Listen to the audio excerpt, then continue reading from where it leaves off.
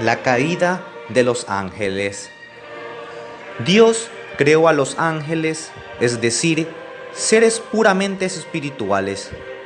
Muchos de ellos lo eligieron a Él como fin pleno y definitivo de su existencia. Muchos otros hicieron una elección diametralmente opuesta e irreversible, tal vez inspirada en una falsa valoración de sus elevadas dotes y enormes posibilidades. Su Santidad Pablo II, en un discurso del 23 de julio de 1986, afirmaba: la elección hecha sobre la base de la verdad sobre Dios, conocida en forma superior con base en la lucidez de sus inteligencias, dividió aún al mundo de los puros espíritus en buenos y malos. Los buenos eligieron a Dios como bien supremo y definitivo, conocido a la luz del intelecto iluminado por la revelación.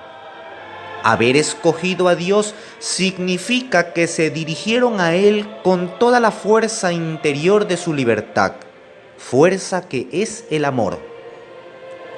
Dios se convirtió en total y definitivo bien de su existencia espiritual. En cambio, los otros le volvieron las espaldas a Dios contra la verdad del conocimiento que indicaba en Él el bien total y definitivo.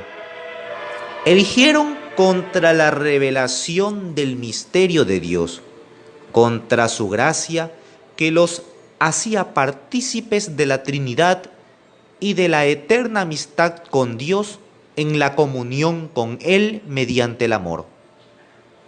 Con base en su libertad creada, hicieron una elección radical e irreversible, igual a la de los ángeles buenos, pero diametralmente opuesta. En vez de una aceptación de Dios llena de amor, le opusieron un rechazo inspirado por un falso sentido de autosuficiencia, de aversión y hasta de odio que se convirtió en rebelión.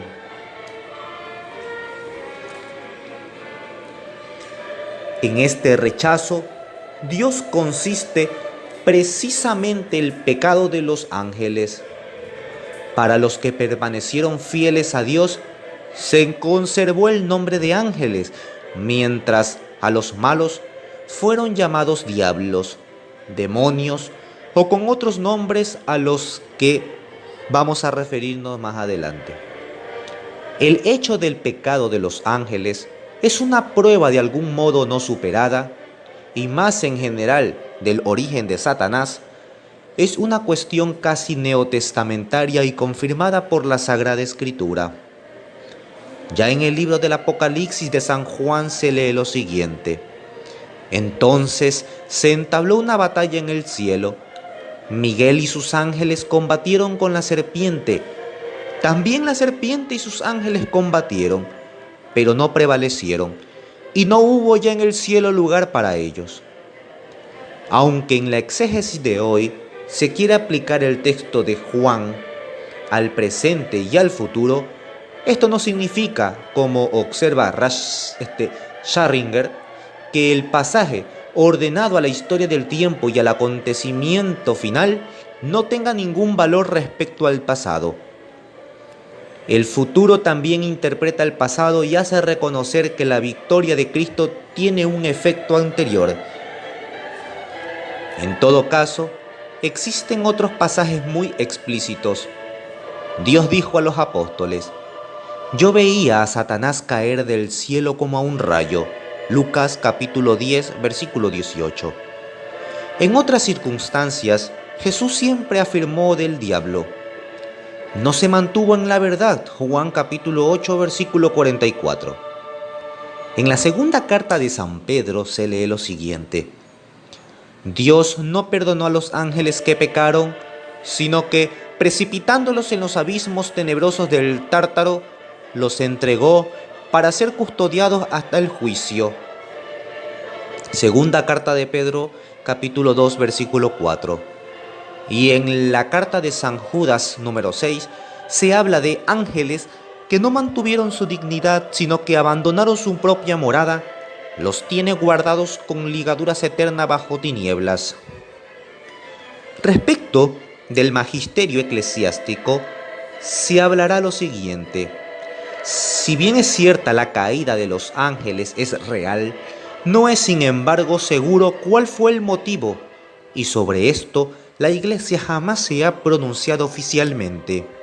Por tanto, aquí me voy a referir a tres hipótesis en el campo de la demonología que conciernen al motivo por el cual Satanás y sus ángeles se rebelaron contra Dios.